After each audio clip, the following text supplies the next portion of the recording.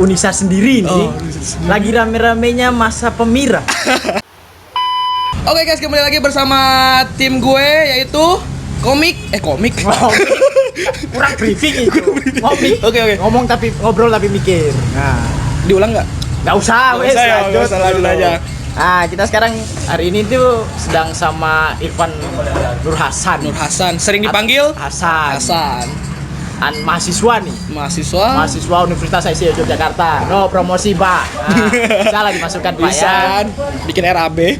Anak prodi radiologi kesehatan. Kesehatan. Ya, radiologi kesehatan lah Iya, itu. makanya. Ya. Anak angkatan 20 sama kayak saya. Berarti Kau angkatan masih tertua ya? Enggak juga. Berarti masih semester 3 nih, masih hangat-hangatnya gitu. Tapi ini sangat luar biasa sekali kita bisa mengedatangkan Bang Hasan ini. Kayak pengen cerita-cerita sedikit tentang keorganisasian. Karena Hasan ini berkecimpung di organisasi cukup dalam kalau bilang kan. Karena dia juga ikut IMM. Kemarin juga sempat menjadi panitia Mataf. Atau kalau di luar-luar apa? Ospek. Luar-luar bilang ospek. Kalau saya bilang sih Hasan ini aktivis muda. Oh enggak tuh. Nanti jadi pemerintah. Siapa tahu kan. Ketua DPR kan. Presiden kan. Amin. Tahun 2050 100 kan kita enggak tahu. Mati kan. itu. Oke, Bang. Tapi, ini sebelum kita membahas juga nanti sebenarnya di belakang itu kita juga mau bahas tentang isu.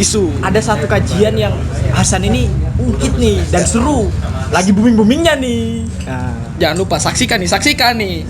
Sebelum kita tuh, jangankan kalian saksikan, abangnya aja saksikan di belakang. Gitu loh. Oke. Lanjut aja yo. Kita di sesi ngobrol tapi mikir tadi. Konsepnya kita nongkrong lah. Mau rokok-rokok, minum-minum, kurang pesen wes. Tapi jangan lupa guys, ini kita nongkrongnya itu di Kembang Sore Kopi Kembang Sore Kopi. Jangan lupa mampir ke sini untuk di Universitas IC Yogyakarta. Belakangnya dikit ada SMP. Kalau nggak tahu nanti DM saya. Langsung aja DM Kembang Kopi Sore. Kembang keluar di sini. Nah, keluar pokoknya ada di sini nih. Actionnya doang. Oke nih, langsung aja lah.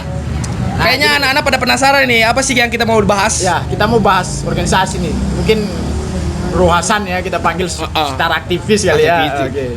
Bro Hasan ini bisa ceritakan apa pengalaman organisasinya itu apa aja nih? Seru nggak sih atau bosan sih organisasi itu? Gitu. Kalau dikata organisasi itu kan ya arti organisasi sendiri itu kan sekumpulan orang ya. Iya. Jadi bukan hanya satu orang.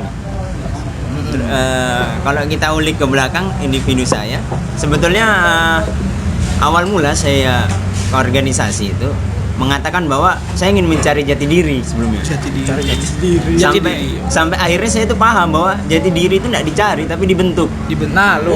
Makanya saya turun ke organisasi, menunjuk organisasi itu sebagai wadah pembentukan jati diri itu sendiri. Dan untuk pengalaman berorganisasi, jelas banyak rasa yang didapatkan, mulai dari rasa senang hingga rasa bosan, karena rasa itu kan manusiawi ya. Iya, betul. Juga tidak bisa kita samakan rasa satu orang dengan orang yang lain gitu. Iya, benar. Mungkin dia merasakan kesenangan tapi tidak bisa kita katakan dia merasakan kesenangan yang sama gitu. Betul banget. Kita merasakan kesenangan dari hal-hal yang berbeda. Kemudian juga orang-orang lain merasakan kesenangan dari hal-hal yang berbeda. Sebaliknya juga sama. Orang-orang merasakan kejenuhan ketika di organisasi. Saya pun pernah merasakan kejenuhan di organisasi itu sendiri. Ada keluh kesah gak sih di organisasi itu? Nah, kan kita juga penasaran kayak organisasi itu katanya sibuk. Tapi seru nggak sih? Kalau sibuk nggak seru kan percuma nih ya. Tapi banyak orang yang bilang, apa sih kau mau jadi aja babu? Babu itu loh yang sering dibilang. Pernah gak dengar kamu tuh mau aja sih jadiin babu? Pernah gak sih kayak denger kayak gitu tuh? Emang iya, rata-rata anak organisasi itu dibilangin aktivis ya. Betul. Padahal aktivis itu ada aktivis intelektual, ada intelektual aktivis. Jadi dengan kita belajar fokus ngejar IPK itu juga termasuk aktivis. Yaitu intelektual aktivis. Dan aktivis intelektual itu mencari kegiatan apa namanya kegiatan serunya melalui organisasi juga kepanitiaan. Oh, ini pengalaman baru bagi saya. Saya juga anak organisasi tapi baru paham bahwa aktivis itu bahasanya bukan hanya anak organisasi gitu kan. Nah, dari sini Pencari IPK semua juga ternyata aktivis. Tapi dengan apa nama yang berbeda Nama lah yang ya. berbeda. Gitu. Jadi mengenai serangan kuno mengatakan bahwa anak organisasi itu seorang aktivis, padahal dia tidak menyadari dirinya juga sebagai aktivis gitu. Nah, tuh. Oke. Karena mungkin kita masalah waktu ya. Kalau dibilang organisasi itu kan sibuk. Ya kita bisa tahu kalau organisasi itu walaupun cuma ikut 1, 2 itu kan sibuk sekali kan. Nah kalau Hasan sendiri sebagai mahasiswa baru tingkat 2 kalau saya bilang kan sama seperti saya, manage waktu kuliah dan organisasi itu gimana? Karena kan tingkat 2 kita ini sibuk-sibuknya ini kan gitu. Ya balik lagi, seorang yang berkecimpung di organisasi itu yang pertama dia adalah seorang relawan. Kalau nggak rela ya melawan. Di satu sisi tidak digaji dan di sisi yang lainnya bisa jadi tidak diapresiasi. Nah, lo. Aku baru tahu loh arti relawan itu rela dan melawan. Tadi juga sedikit kaget. Iya, makanya. Rela dan melawan. Rela. Oh, itu sudah bagus. Oh, udah bagus. Melawan. Wah. Berontak nih. Berontak berarti. Awalnya ikut, pas sudah di ujung-ujung Enak. akhirnya melawan. Wah. Oh, iya Tapi paham. melawan juga kan jangan disalahartikan bahwa kita ini Berontak. Apa namanya ya, saling serang-serangan. Tapi kan betul. melawannya dalam organisasi itu berarti ada kejanggalan di dalamnya gitu kan. Tidak sembarangan kita melawan kinerjanya bagus kita hantam. Nah, kan nggak mungkin. Nggak mungkin Kecuali itu. kinerjanya buruk kita begal. Nah, itu Itu juga sebenarnya nggak mungkin. nggak mungkin juga kan. Iya. Jangan. Jangan. Main begal aja nih orang. Dan untuk lelahnya di organisasi, bagaimana memanajemen waktu sebetulnya? Lelahnya di organisasi bagi seorang individu itu menemukan lelahnya itu sebagai keseruannya. Nah, Jadi anak-anak yang memang fokus dan juga selalu aktif itu ialah orang-orang yang mendahulukan kerja kerasnya kemudian istirahatnya. Makanya dia tempatkan lelahnya itu di kegiatannya. betul. Makanya dia menemukan asiknya berorganisasi. Juga di organisasi itu begitu kompleks menurut saya. Kenapa? Karena pertama kali yang dipelajari di organisasi itu manajemen waktu, manajemen keorganisasian. Ya. Dan di manajemen keorganisasian itu terdapat banyak hal. Salah satunya yaitu manajemen waktu, di mana kita membagi kehidupan pribadi juga kehidupan keorganisasian gitu. Jadi kita dikatakan sebagai individu yang berorganisasi dengan baik, yaitu kita bisa membaginya secara benar. Iya, karena saya juga sendiri merasakan kayak kemarin berkegiatan di kampus 1,5 bulan. Kalau kita bisa bilang kerja tanpa dibayar tuh apa ya, nggak enak kan? Tapi karena kita dapat keseruan di dalam situ, akhirnya kita mau meluangkan waktu. Pengalaman juga kan. Ya, Nah, menghancurkan pola tidur karena keseruan tersebut. Nah, iya. Seperti kalau di kata-kata orang-orang itu, pengalaman itu adalah ilmu termahal. Nah, ya kan? Ilmu yang nggak bisa didapat 2 kali. Karena hari ini kita bahas apa, besok tidak mungkin kita akan bahas hal yang sama iya. gitu. Gak bisa dibeli loh pengalaman tuh. Nah, Tapi aku itu bisa menjual pengalaman. Nah, kita sedikit memandang pola pikir nih ya. Tapi kita di kampus kita dulu. Daripada kita keluar-keluar nggak Iya. tahu kan, mending kita di kampus kita dulu toh. Kita dulu aja. Kalau menurut kamu ya, kalau saya bilang sebagai pengkaji di aktivis sendiri gitu, itu pola pikir dari teman-teman sejawat kita di Unisa ini, apakah pola pikirnya mereka sudah kritis atau mereka hanya sekedar ya udah akademiknya aja gitu kan? Sedangkan kan kalau di universitas cuma akademik itu sedikit apa ya, kalau bilang wagu lah ya, karena kita harus berjuang juga. Kayak pengalaman dari kekritisan kita juga pasti ada hal yang bermanfaat gitu kan. Kalau menurutmu sendiri, anak-anak di Unisa lah umumnya itu gimana pola pikir mereka, apakah sudah kritis atau masih ya gitu-gitu doang gitu? Masih menyepelekan atau gimana? Kalau dilihat dari lingkup Unisa itu kan jelas kecil ya cara kita Ya. memandang kan. Karena hanya sekedar Unisa gitu. Kalau dari apa yang saya pandang mengatakan bahwa banyak mahasiswa itu dari dirinya sendiri mematikan pikirannya. Jadi di mana individu itu tidak bisa memerdekakan pikirannya. Jadi dia tidak berani bersua, tidak berani bergerak gitu. Karena di satu sisi dia mematikan sendiri dirinya itu untuk berekspresi juga untuk bersua. Nah, dan apa namanya? Dilihat dari kondisi saat ini, mulai dari kondisi mahasiswanya yang sangat jauh sekali dan cukup memprihatinkan secara general, di mana tidak saling memikirkan bahwa identitas seorang mahasiswa itu bukan hanya sekedar belajar dan IPK gitu. Iya. Benar. Identitas seorang mahasiswa itu selain jadi penyambung lidah masyarakat, juga dipenuhi dengan kegiatan. Makanya sempat di awal kita digembor-gembor oleh kupu-kupu dan kura-kura. Iya, betul. Itu yang rame-ramenya di kampus. Kalau kupu-kupu kan itu kuliah pulang. Kalau kura-kura itu kan kuliah rapat. Betul. Berarti harus disatukan kan kupu-kupu sama kura-kura berarti. Harus jodoh Ada berarti. jodoh berarti ya. Biar balance nih. Karena banyak sekali yang menempel di pemikiran mahasiswa itu mengenai itu. Seorang aktivis itu bakal ngaret nanti lulusnya. Seorang mahasiswa itu pasti nanti lama lulusnya gitu. Padahal enggak juga dari situ. Banyak sekali orang-orang yang berkecimpung di organisasi yang malah dia mendapatkan apresiasi jauh dari pemerintah. Benar. Nggak jauhnya, saya ambil contoh dari diri saya sendiri. Saya berkecimpung di organisasi, bukan berarti saya nggak bisa cari prestasi. Iya. Saya mendapatkan beasiswa dan sekarang saya masih menjalani beasiswa itu, dan terbukti bahwa manajemen keorganisasian itu telah dikaji dan juga telah pakem lah, sudah ada buktinya gitu. Ya, jadi jangan menganggap kita sibuk di organisasi itu alhasil kita mematikan kuliah kita. Kita bisa ambil contoh kayak Presiden BEM UGM Fakultas Dokter Gigi yang kemarin memimpin dan booming itu yang tahun kemarin Omnibus Law. Itu kan kalau dibilang pasti dia orang sibuk karena dia berani memimpin pasukan demo dengan begitu banyaknya. Tapi alhasil tahun kemarin kita lihat dia lulus dengan cum laude. Nah, kalau kita bisa menganggap organisasi itu seru dan ilmu, harusnya tidak menjadi penghalang kan? Malah lebih mengasah otak. Nah, gitu loh. Ya, kira-kira apa ya yang membuat tidak timbulnya jiwa-jiwa organisasi atau jiwa-jiwa lapar akan ilmu, pengalaman di ranah kampus kita ya? Ya mungkin lebih ke malas sih, apa gimana? Kalau menurut saya sendiri, pemahaman mengenai keorganisasian di kampus itu masih kurang. Nah, juga pendapat-pendapat kuno mengenai bahwa bakal ngaret nanti kuliahnya, itu tidak berhasil dipatahkan di kampus kita, gitu loh. Oleh sebab itu sedikitnya daya tarik mahasiswa untuk mengikuti kegiatan, mengikuti keorganisasian ya dari pepatah-pepatah kuno itu, mengatakan bahwa dia bakal nanti lulusnya lama, mengatakan bahwa nanti tugasnya bakal keteteran gitu. Padahal tidak dari itu. Dengerin anak mahasiswa Unisa. Nah, yang mau berkecimpung organisasi jangan takut. Ada solusinya. Minum komik.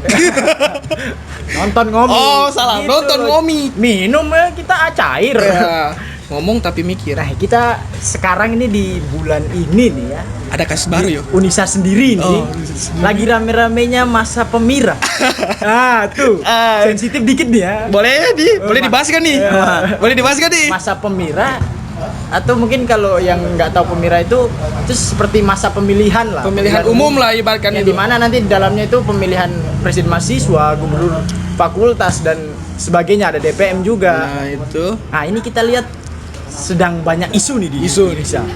Itu kira-kira menurutmu Siapa yang bakalan naik? kok langsung siapa yang bakalan naik? Gayo. Sabar pelan gitu. Pelan dulu. Kita sedikit mengoreksi. Kita kan sebagai mahasiswa Indonesia sendiri, sebagai wajar dong kita masyarakat. mengkritik dan mengoreksi kalau ada yang salah gitu kan. Untuk kinerja dari tim pemilih dan pengawas. Nah, siapa tuh?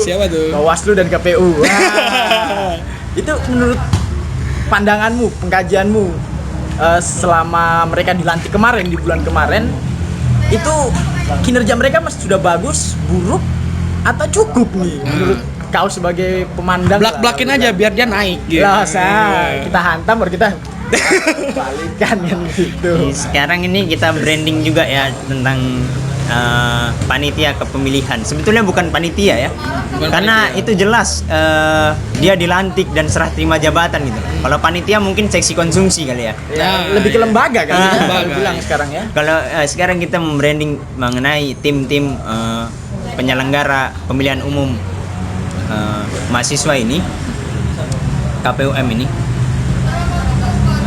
di mana mereka ini masih kurang lah mengenai kapasitas mereka sendiri, juga penyuluhan kepada masyarakat mahasiswanya. Betul.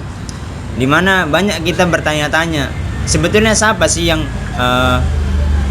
menjadi keharusan untuk menjelaskan ke mahasiswa gitu. Apakah itu menjadi job desk kita sebagai Ormawa ataukah menjadi job desk dari KPUM gitu.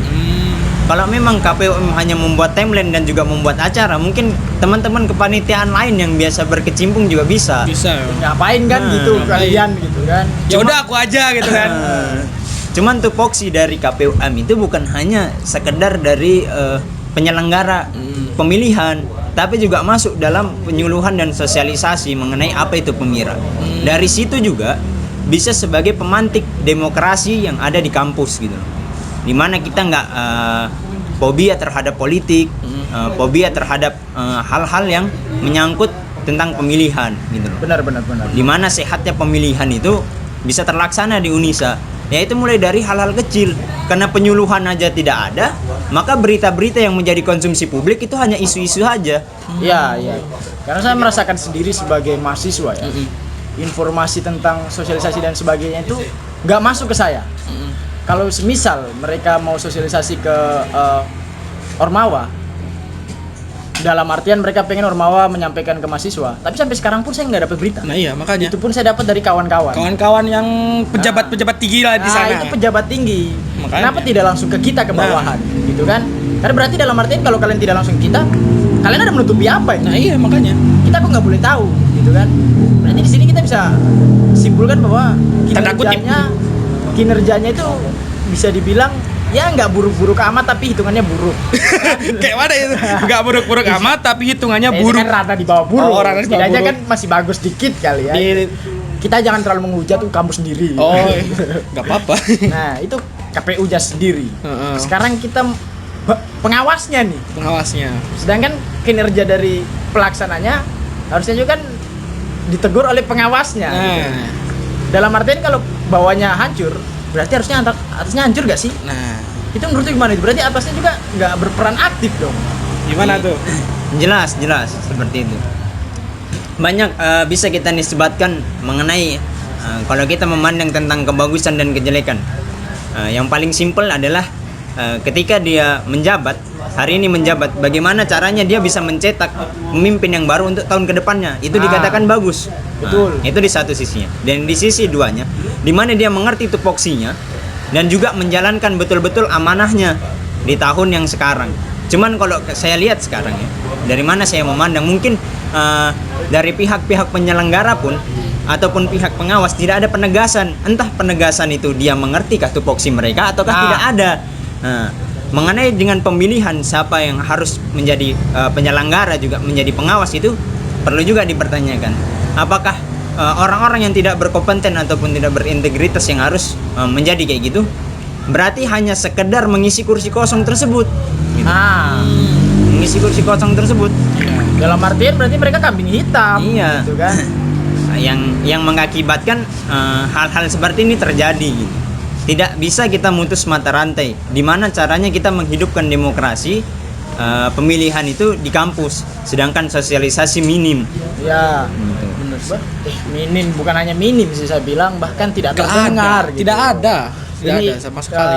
Andri sendiri yang mahasiswa tingkat atas pun nggak pernah ada kabar ya. Nggak ada kabar. Saya yang baru pun, yang masih berkecimpung di organisasi pun, kayaknya nggak pernah dengar sedikit gitu. Penyuluhan. Nah, Tak ada. pernah juga saya ungkit tanya, ini mana kayak kemarin draft kan, penyampaian draft sebenarnya mana gitu.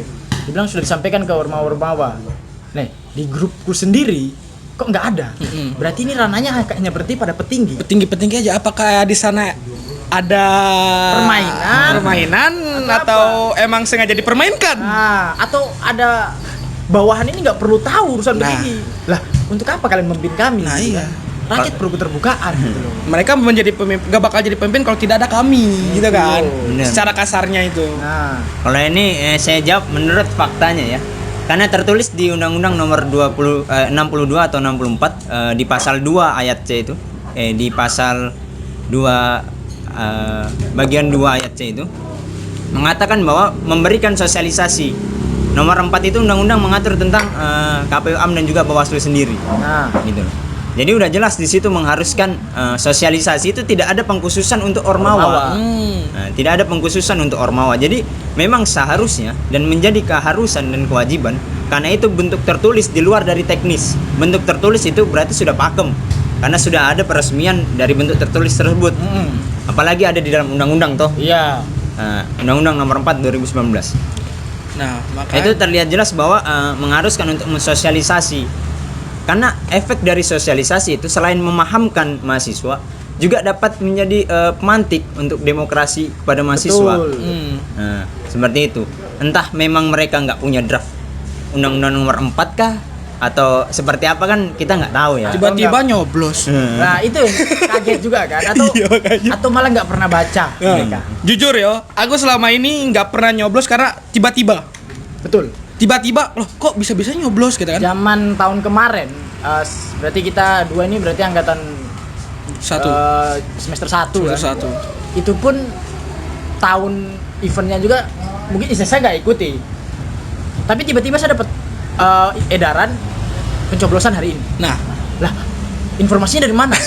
Grup kelas aja nggak dapat. Nggak ada. Atau dalam artian grup dosen yang ada dosennya pun nggak dapat. nggak ada. Nah, itu buat siapa berarti penyuluhan ini? Nah, iya makanya.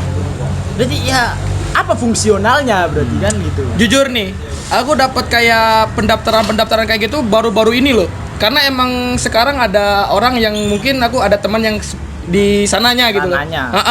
Lah dari kemarin ini mana gitu loh. Gitu. Coba itu tolong diperbaiki dong. Ya, kita sekarang ini masalah kritik ya. Ya. Karena biasanya itu kalau dikritik mereka nggak mau. Sedangkan dalam artian dewasanya berorganisasi, kritikan itu adalah Makanan. Batu loncatan. Iya. Ya kan. Nah, menurut pandanganmu kalau kita memberikan kritik baru yang dikritik nggak mau itu, maksudnya mereka itu kenapa gitu kan? Ada masalah apa? Ada masalah apa? Atau ada hal apa gitu? Itu bisa kita katakan aksi dan reaksi ya.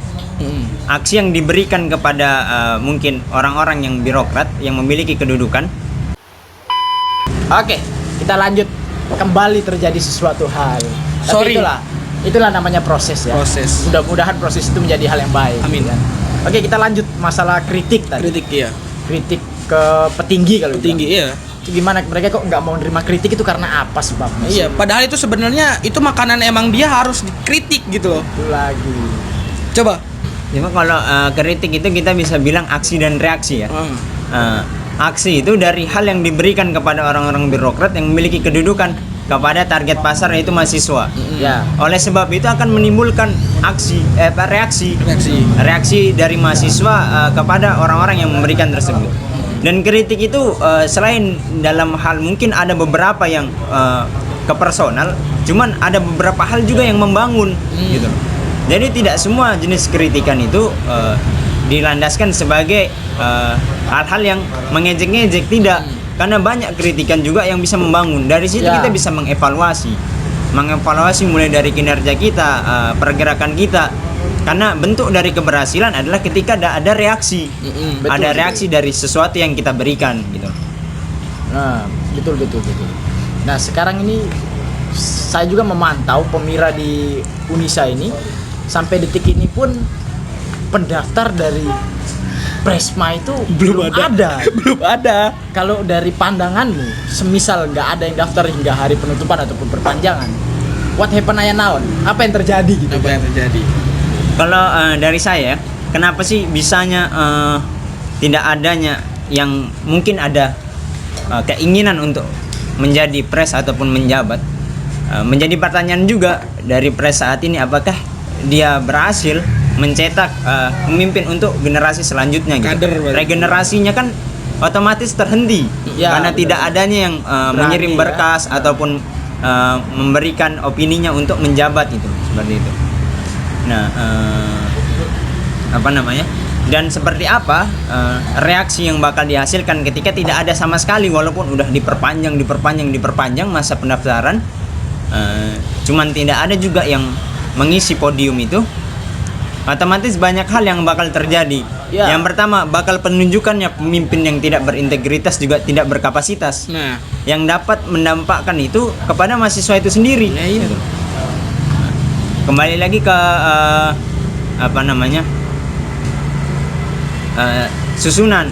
Susunan di kampus itu bakal tidak jelas nantinya jika pemimpin itu tidak paham sendiri strukturalnya seperti apa. Acak-acakan lah ya. Acak-acakan. Iya. Bagaimana caranya dia memimpin itu? Yang tadinya mau naik malah jadi hancur kampus tuh. Iya. Untung kalau dia dapat mempertahankan. Ada solusi gak sih? Jadi makanya ya kalau dari pandanganmu sendiri tuh kita nggak tanya masalah baiknya atau gimana ya, karena kalau setiap kepemimpinan itu kan regenerasi kan, beda orang beda cara. Beda-beda. Tapi kalau dari pandanganmu sendiri itu gimana? Maksudnya memperbaikinya itu gimana dari pandangan seorang Hasan lah, semisal jadi pemimpin gitu kan. Kalau saya, kalau misalnya dari pandangan saya juga menjadi pemimpin, banyak orang-orang yang paham cara memimpin tapi banyak juga yang tidak berani untuk memimpin. Nah itu. Karena semakin paham dia mengenai mekanisme kepemimpinan, maka semakin takut dia untuk memimpin. Karena banyak hal yang tidak bakal dia dapatkan dan selalu mengoreksi dirinya, apakah saya bisa nanti ketika datang masanya gitu. Tapi perlu diketahui juga akan tiba datang masanya kita untuk melanjutkan tambuk kepemimpinan ini gitu. Jadi perlu dikritisi juga perlu dikhawatirkan apakah datang masanya kita nanti kita bisa membawa tambuk kepemimpinan ini ke fase yang lebih baik gitu loh. Iya. Hari ini kita mengkritik, tahun depan bisakah kita memperbaiki dari kritikan ini gitu. Betul. Berarti kritikan itu sebenarnya itu motivasi ya? Iya. Motivasi. Iya. Jangan makanya untuk kawan-kawan petinggi kampusku, kampusku dulu, jangan kampus luar, kampusku dulu. Kalian kalau dikritik, jangan malah kalian bunuh kita gitu loh. Bukan malah baper. Nah, jangan baper. Kita mengkritik karena kita sayang. Nah, Karena kita pengen ada perbaikan. Kita pengen ada yang terbaik gitu kan. camkan. Karena kalian memimpin walaupun skalanya organisasi, sebenarnya kalian juga menunjang untuk Ranah ke gede. universitas itu jadi besar gitu Nah. loh. Karena kita tidak bisa pungkiri kalau ormawa dalam kampus itu menunjang akreditasi dan sebagainya gitu kan. Jangan sampai kalian dikritik malah kalian habisi yang mengkritik Nah, gitu. salah itu. Nah, Itu bukan pemimpin kayak itu kayak. iya, itu kayak Salah. kayak nggak dewasa lah Nggak kayak dewasa. ya. Tiba-tiba padahal kinerja dia bagus tapi kau gak suka, dia hampas. Iya. Gak boleh. Itu yang mematikan opini kalau Nah, gitu. iya, itu yang mematikan, yang menurunkan apa itu namanya? Seperti pembahasan yang kemarin kita sedikit-sedikit ngobrol lah. Maksud mungkin kawan-kawan juga pengen ngerti dan mungkin teman-teman mahasiswa baru di Unisa ini pengen juga paham tentang kemerdekaan opini lah yang kemarin kita bahas tuh ya, berpikir secara merdeka itu gimana itu kemarin? Menurut saya seperti ini ya. Ada satu cerita lucu seperti ini. Salah satu organisasi membuat open recruit. Nah, 30 orang yang mendaftar, 13 yang diterima. Kemudian ketika berjalannya organisasi tersebut, mereka mengeluhkan mengenai sumber daya manusia. Dari 30 orang yang mendaftar dan 13 yang diterima, otomatis kalau kita kalkulasikan ada 17 anak yang tidak bisa masuk. Betul banget. Dari situ dia sistem-sistemnya, jika memang kita ingin mencari kapasitas itu kita bentuk di dalam itu sendiri gitu loh.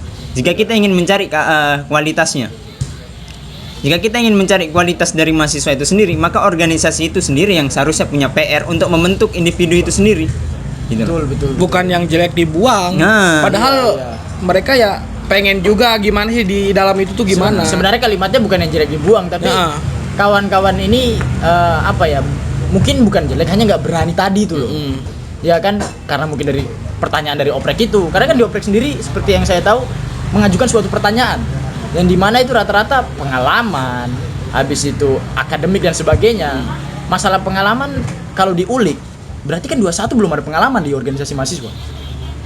Dia di bagian SMA, pokoknya pelajar di bawah universitas lah ya kan.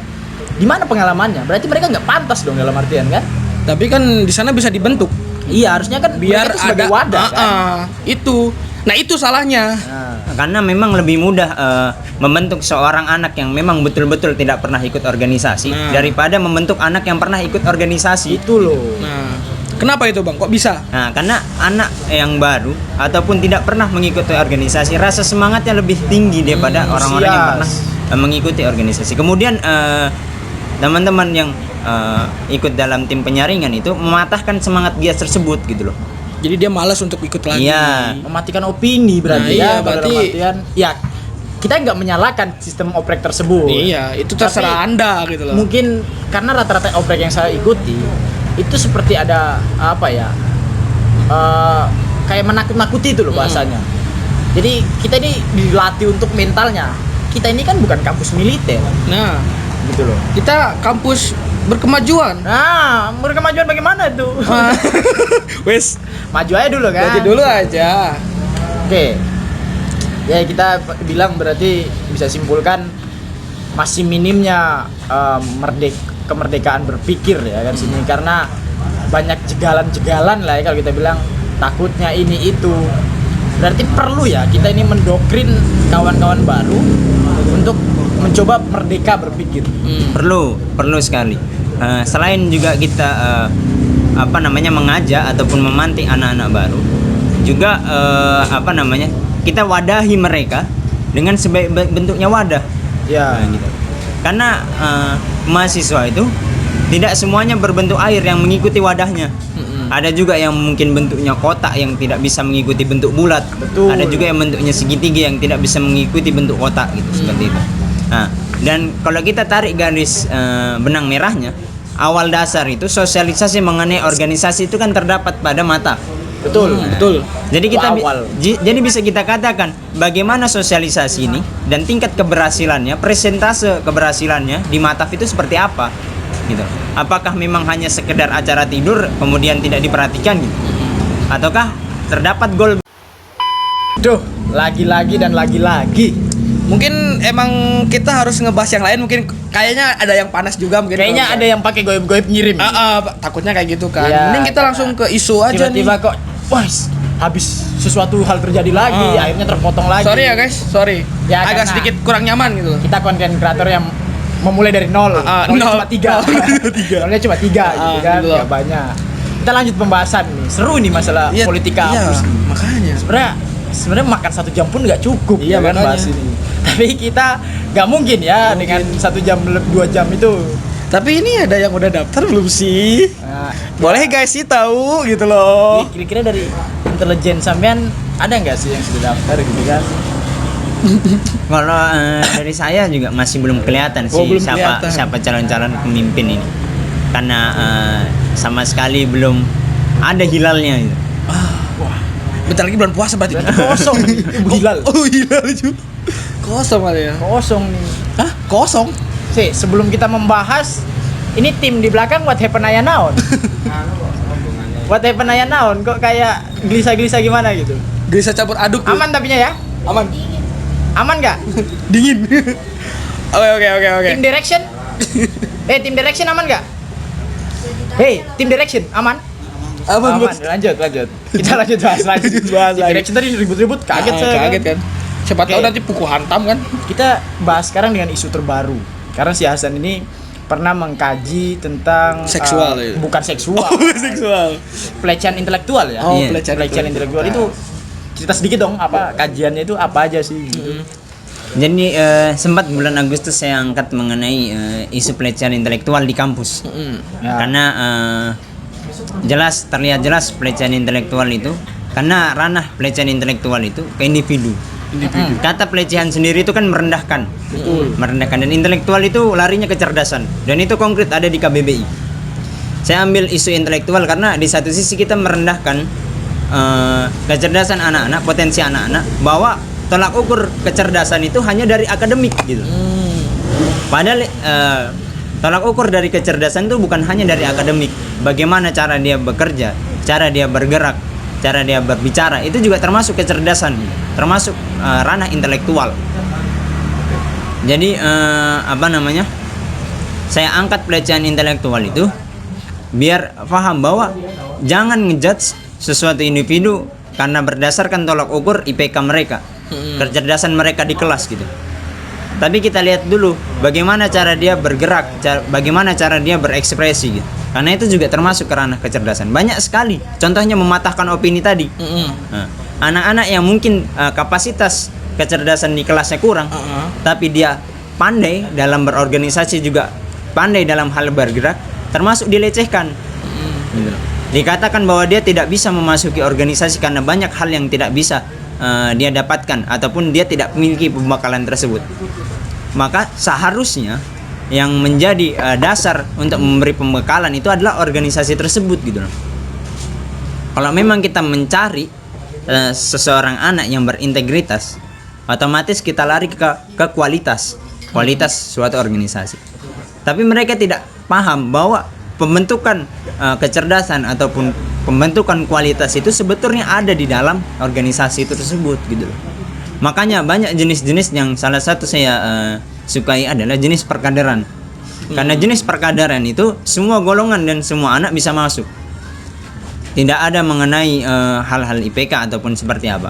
Karena yang saya ketahui adalah persyaratannya adalah mahasiswa. Betul. Itu masuk ke diskriminasi gak sih yang kayak gitu? Iya, membedakan. Karena memang kalau kita lihat dari tatanan sampai hari ini pun kalau kita kaji, pengkelompokan itu ataupun penjabatan itu hanya memiliki punya sekelompok. Contohnya yang dikeluarkan draft dari KPUM, hanya yang boleh batas minimal IPK itu 2,75. Otomatis pengkelompokan. Iya, benar. Anak yang IPK-nya 2,70 tidak boleh dong ikut. Betul. Dari situ sudah terlihat jelas pengkelompokannya. Dari situ kita lihat jelas pengkelompokan yang terjadi gitu. Sampai hari ini pun. Ingat Karena guys, memang tolak ukur sampai hari ini masih tentang intelektual kepada dia di kelas gitu. Tidak tentang intelektual bagaimana cara dia berpikir juga berbicara gitu. Mungkin dia rendah dalam matematika. Iya. Mungkin dia rendah dalam hal hitung-hitungan. Tapi yang lainnya mereka memiliki potensi anaknya masing-masing. Indahnya berorganisasi karena kita menemui banyak karakter di dalam organisasi itu. Mungkin dia yang cerdas dengan pemikirannya, mungkin dia yang cerdas dengan arah geraknya, mungkin dia yang cerdas dengan mendahulukan kerja kerasnya kemudian lelahnya gitu. Kan banyak karakter yang kita temui di organisasi itu tersebut.